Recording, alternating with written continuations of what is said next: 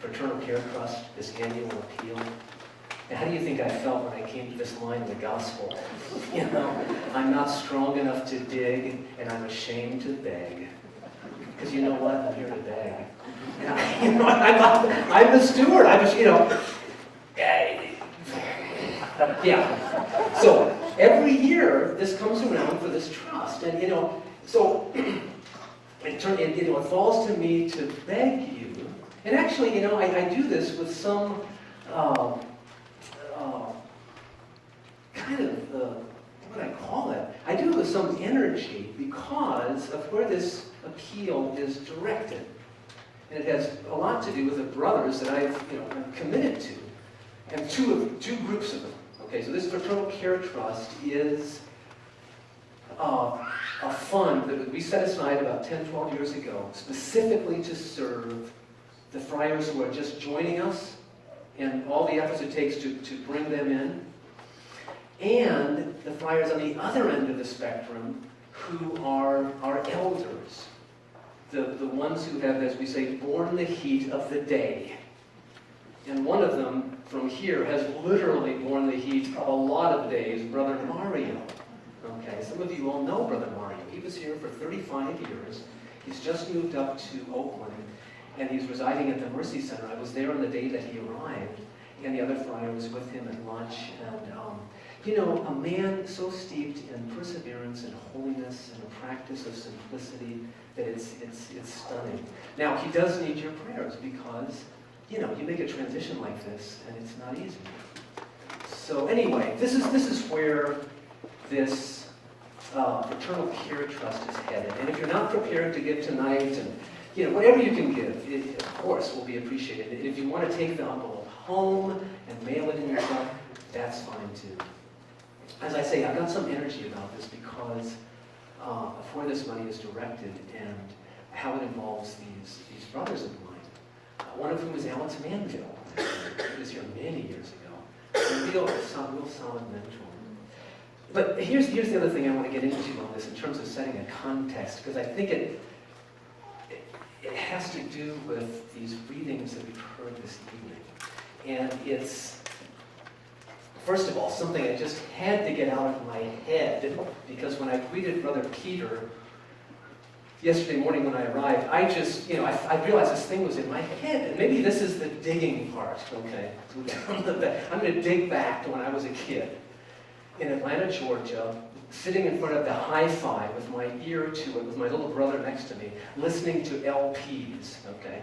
Records. We put the needle in the record and we spin around and you hear the sound, okay? My parents had a rather eclectic collection of records, but there was one record in particular that I would listen to. It must have been for hours on end because this stuff is still in my head, okay? And my brother and I just, had just absorbed this. I guess there's no eradicating this. I don't know why this is in my head. I got things on my head. Ladies and gentlemen, you are either closing your eyes to a situation you do not wish to acknowledge, or you are not aware of the caliber of disaster indicated by the presence of a pool table in your community. You got trouble, my friend. Right here, I say trouble right here in River City. Why, sure, my billiard player. Certainly, my mighty proud to say it. I'm always mighty proud to say it. I consider that the hours I spend with the cue in my hand are golden. Help you cultivate poor sense and a cool head and a keen eye. Do you ever think of trying to get yourself an iron lead from a $3 billiard shop? But just as I say, it takes judgment, brains, and maturity to score any walk-line game. I say that every boob can take and shove a ball in a pocket.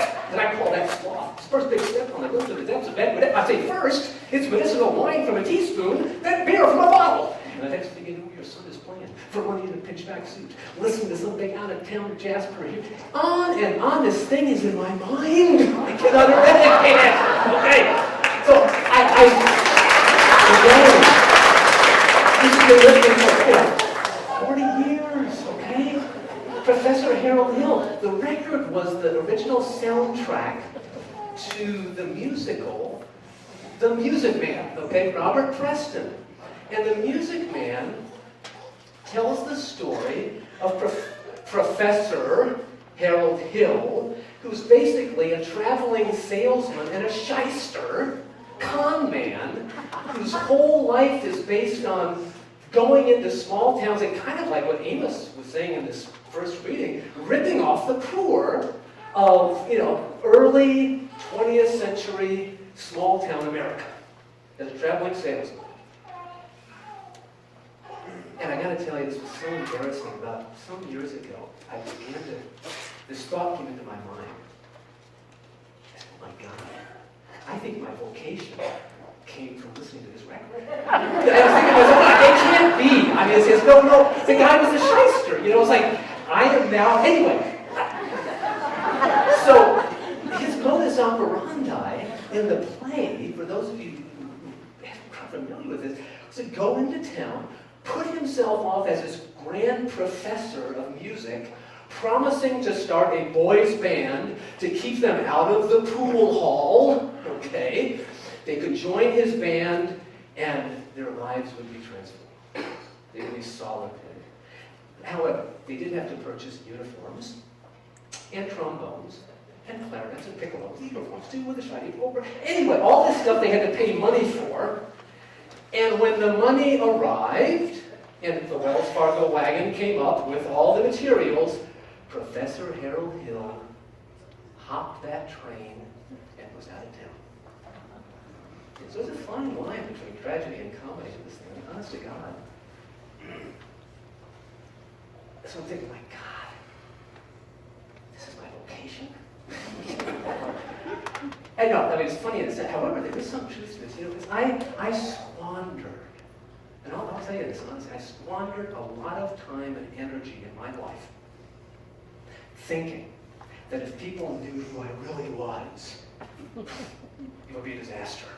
Now, I'm telling you, I'm not going to go into all the details of relationships, this poison, etc. But I walked around with that idea. And it was the friars, one in particular, Lester Mitchell, who spent long years here in Phoenix at the high school, I believe, who sat me down one day when he realized this was part of my deal and called me on it and introduced me. And I hadn't joined the friars at that point. I was still in this early stages of my formation. Called me on that. And introduced me to this idea that no, at the core of your being, there's something lovable and beautiful and gifted, and it's yours and it's unique. And you're not to hide it. Okay? So, Harold Hill. So what makes this play really a story is that Professor Harold Hill is going through his usual, shyster business in River City, Iowa, and he falls in love with Marion the librarian. And this kind of changes the dynamics of his, practice. So that, actually, I think it's very much connected to this gospel we just heard. Because at some point in the third act, Marion librarian discovers what he's up to. And so do other folks in town. And he's standing, if I remember, I haven't seen this in years, I haven't seen the movie, but if I recall, he's standing on a bridge with Marion. Maybe his other buddy with him. The jig is up. He's called to account. He's got his money, he's got Marion the librarian, and off in the distance you hear the train whistle. What's this guy going to do? Where's he going to go? He's been exposed. I think it's what's happened to the steward of this parable. The accounts for him in the parable, hey,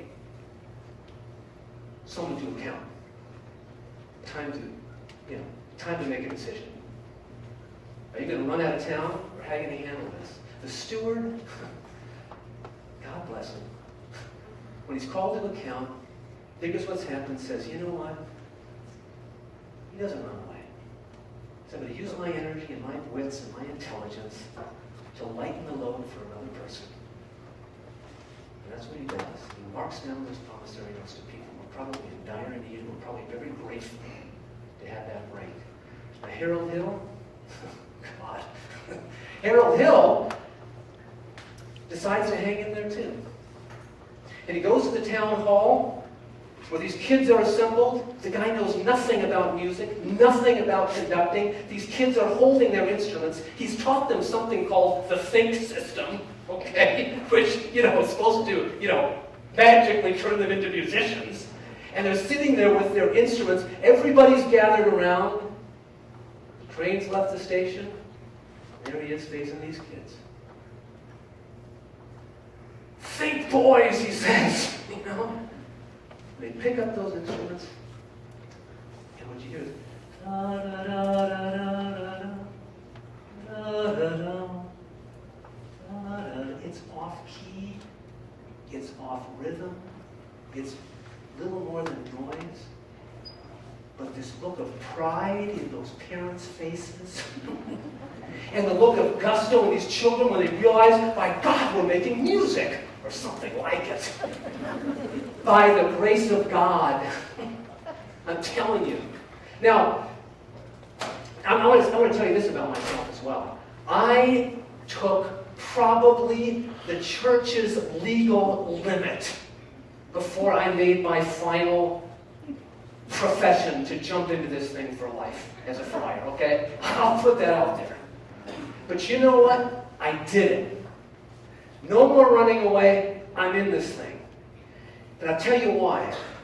Because I experienced with this group of men, Father Alex among them, Mondor, Prochnow, Harvey that I started with, Eddie Fronsky, you know him here, men who were living a spirituality that was grounded, that was life-giving, that was affirming, that was love-based and practical, and all about engaging with the world in a way that might allow some sort of funky music to come forth where it hadn't been before. And yes, the guys at times didn't know what the hell they were doing.